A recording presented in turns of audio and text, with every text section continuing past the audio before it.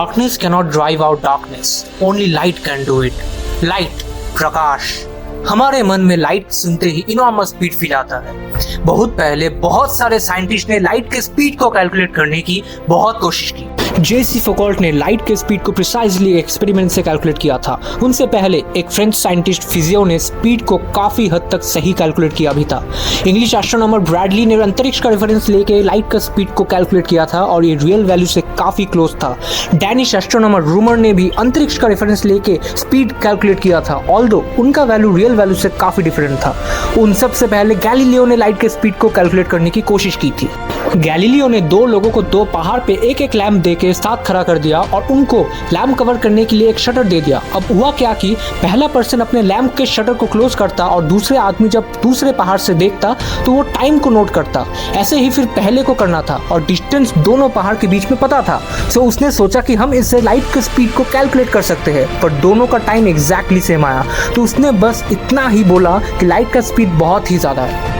Rumour ने light के speed को कैलकुलेट करने के लिए जुपिटर के मून्स का रेफरेंस लिया था। उन्होंने जुपिटर के मून्स का चंद्र ग्रहण देखते टाइम ऑब्जर्व किया कि लाइट का स्पीड जुपिटर और अर्थ के बीच के डिस्टेंस पे डिपेंड करता है, पर इससे लाइट का जो स्पीड आया वो रियल वैल्यू से काफी अलग था। ब्रैडली ने स्टार्स के मूवमेंट को एनालाइज किया और उससे ये पता लगाया कि स्टार्स का अपरेंट पोजीशन अर्थ और सन के स्पीड के ऊपर डिपेंड करता है। उसने अर्थ का सन के अराउंड स्पीड और लाइट का स्पीड में एक रिलेशनशिप एस्टैब्लिश किया, पर उसका भी कैलकुलेशन असली वाला लाइट का स्पीड से काफी डिफरेंट था। फौकॉल्ट ने एक फिक्स्ड मिरर और एक रोटेटिंग मिरर का यूज करके लाइट के स्पीड को धरती पे बहुत ही प्रिसाइजली मेजर किया था और उनका वैल्यू रियल वैल्यू के बराबर था। फिजियो ने भी सिमिलर टाइप का एक एक्सपेरिमेंट किया था, पर उन्होंने टूथ व्हील को रोटेट करके स्पीड कैलकुलेट करने की कोशिश की थी और उनका कैलकुलेटेड स्पीड रियल स्पीड से काफी डिफरेंट था। फौकॉल्ट का कैलकुलेटेड स्पीड लगभग लाइट के स्पीड का इक्वल था।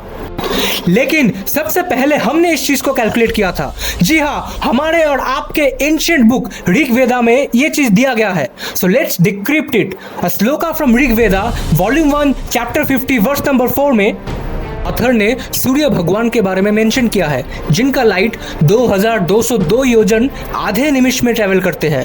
Isn't it sound boring? So let's do some calculation. 1 योजन इज इक्वल टू 4 कोस और एक कोस होता है 8000 ब्रिटिश यार्ड्स और एक यार्ड होता है 0.9144 metres.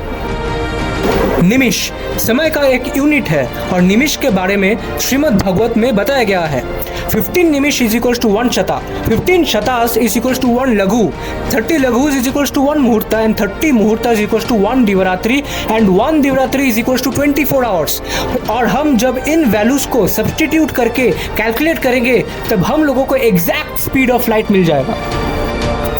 The more you know about the past, the better prepared you are for the future. हमारे ancient books में हजारों चीजें छुपी हुई है, so it's our duty to mine them and extract gems from them. So guys, do like, do share, do subscribe to our channel to know about everything related to India.